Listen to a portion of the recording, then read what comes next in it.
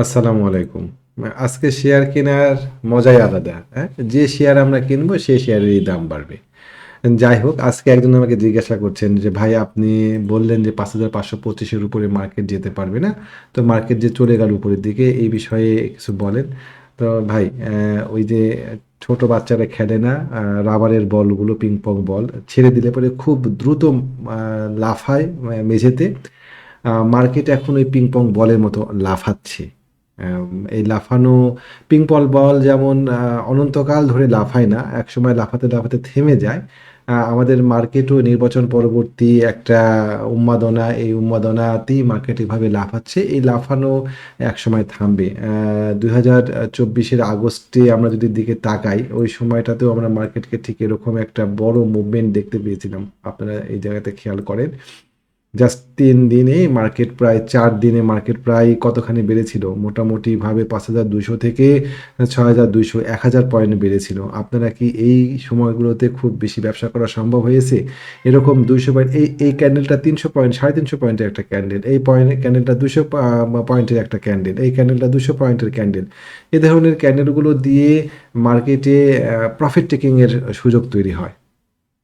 High রেটে share কিনে এখান থেকে প্রফিট বের করে নিয়ে আসাটা সো টাফ। তো যারা প্রফিট টেকিং করছেন এই চূড়ান্ত মার্কেটে তারা একদিক থেকে ভালো করছেন। আর আমরা অ্যাজ এ আমি একজন পোর্টফোলিও ম্যানেজার হিসাবে যে কাজটা করেছিলাম সেটা হচ্ছে যে আমি নির্বাচনের আগে আমাদের পোর্টফোলিওতে কিছুটা ক্যাশ করে রাখছিলাম। সেই ক্যাশগুলো আজকে কিছুটা প শেয়ার কেনা-বেচা করাতে খরচ করেছি। যে শেয়ারগুলো হাতে ছিল এর পাশাপাশি কিছু, কিছু শেয়ারে প্রফিট বুক করার পরামর্শ দিয়েছি আমাদের মেম্বারদের। তো আমরা আজকে ২ টা শেয়ারের প্রতি আমাদের টোটাল ফোকাসটা ছিল আজকে ফার্মাসিউটিক্যাল সেক্টরের দিকে। ফার্মাসিউটিক্যাল সেক্টর এবং আইটি সেক্টরের দিকে আমাদের ফোকাস ছিল। ফার্মাসিউটিক্যাল সেক্টরে ২ টা শেয়ার আমরা কিনি আজকে। ১ম টা আমরা আলোচনা করি চলেন দেখি নাভানা ফার্মা। নাভানা ফার্মা চমৎকার এবং চমৎকার একটা সেটআপ ছিল আমাদের। মুভিং এভারেজ সেটআপ ৪ টা মুভিং এভারেজ নিয়ে আমাদের সেটআপ তৈরি হয়। আ আমাদের যারা ট্রেনিং পার্টিসিপেন্ট আছে তারা এটা খুব ভালো মতন বোঝেন এবং এ ধরনের সেটআপ গুলোর সফলতার হার বেশ খানিকটা উপরে। প্রায় 80% সফলতা পাওয়া যায় এই ধরনের সেটআপে এবং 1:2 ৳১ ঝুঁকি নিয়ে ৳২ প্রফিট করা যায়। জাস্ট বেক্সিমকো ফার্মা আপনাদের মনে আছে আমি বেক্সিমকো ফার্মার কথা বলেছিলাম যে এই শেয়ারটা আজকে ম্যাচিউর হলো যারা কিনেছেন। যে এই শেয়ারটা আমাদের 1:2 রিস্ক রিওয়ার্ড রেশিওতে এই শেয়ারটা আসে। আমরা জাস্ট এরকম জায়গাতে শেয়ারটা এন্ট্রি আসে ৳১১৮ ৳১১৮ এন্ট্রি এবং আমাদের স্টপ লস হচ্ছে এই যে এই ক্যান্ডেলের গোড়া এখানে 1:2 রিস্ক রিওয়ার্ড রেশিও। চলেন দেখি হলো কিনা। এই ১ গুণ, ২ গুণ 1:2 রিস্ক রিওয়ার্ড রেশিও হয়ে গিয়েছে। চমৎকার! এই একই সেটআপে ছিল অ্যাপেক্স স্পিন। আমরা এই অ্যাপেক্স স্পিন শেয়ারটা কিনেছিলাম এই জায়গাতে, এই জায়গাতে ডিসেম্বর মাসে। যারা ডিসেম্বর মাসে আমাদের সাথে ছিলেন তারা জানেন এবং সেই সময়কার যারা শেয়ার কিনেছিলেন ২-১ জন এখনো শেয়ারটা ধরে আছেন। আজকে তারা একটু ঘাবড়ায় গিয়েছে কি করব? তো আমাদের এখানে ছিল সেই সেটআপ। আমাদের জাস্ট এটুকু ছিল হচ্ছে স্টপ লস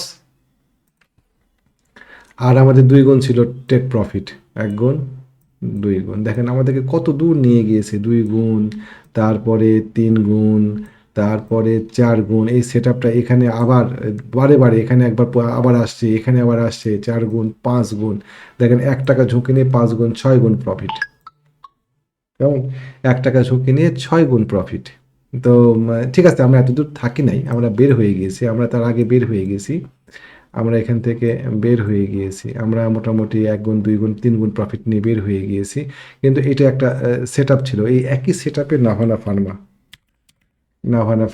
ছিল। আমরা সেই নাভানা ফার্মাতে এন্ট্রি দিয়েছি মাশাআল্লাহ আজকে।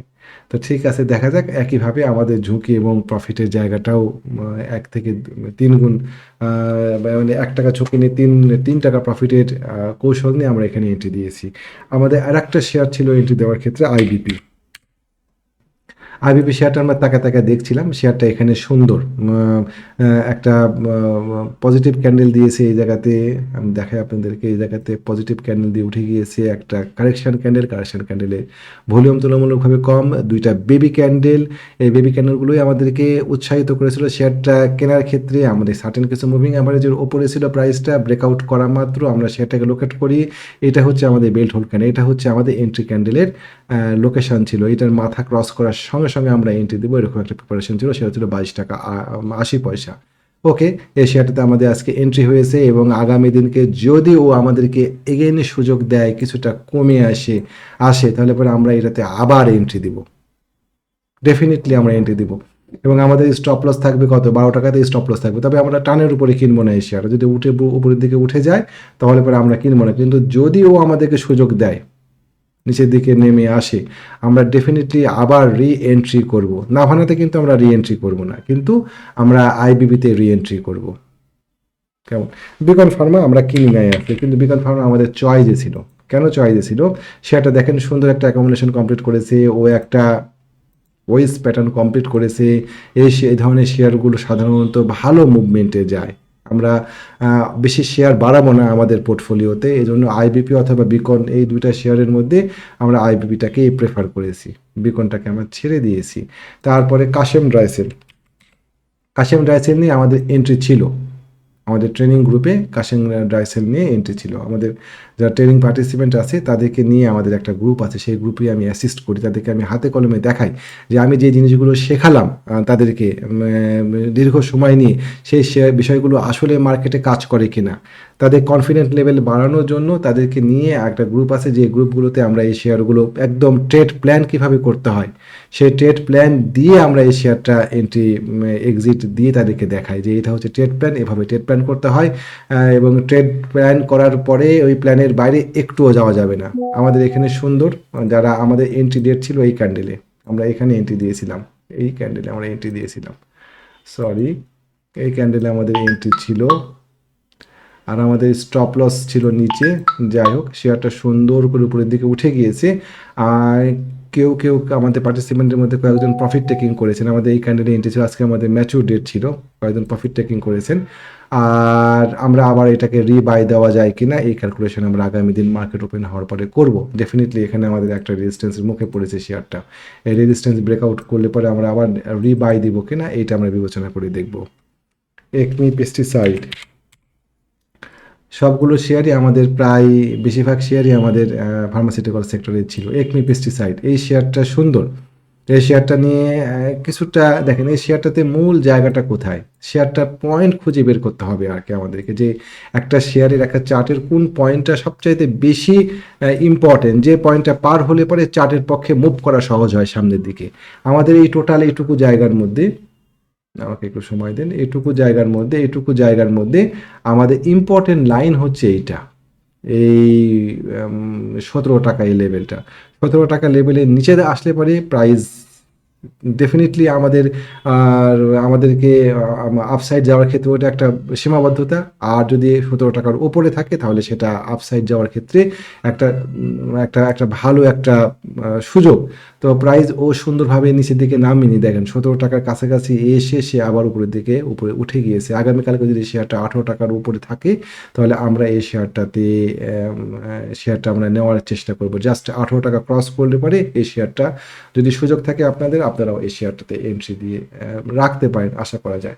আর আজকে খুব বেশি শেয়ার নিয়ে আলোচনা করব না, কারণ আজকে মার্কেটটাই এমন যে আপনি সাহস করে যে শেয়ার কিনবেন সেই শেয়ারে এই লাভ হবে, কিন্তু এই লাভটা ধরে রাখা বা এই লাভটাকে ক্যাশ করতে পারবেন কিনা এটা একটা বিবেচনার বিষয়।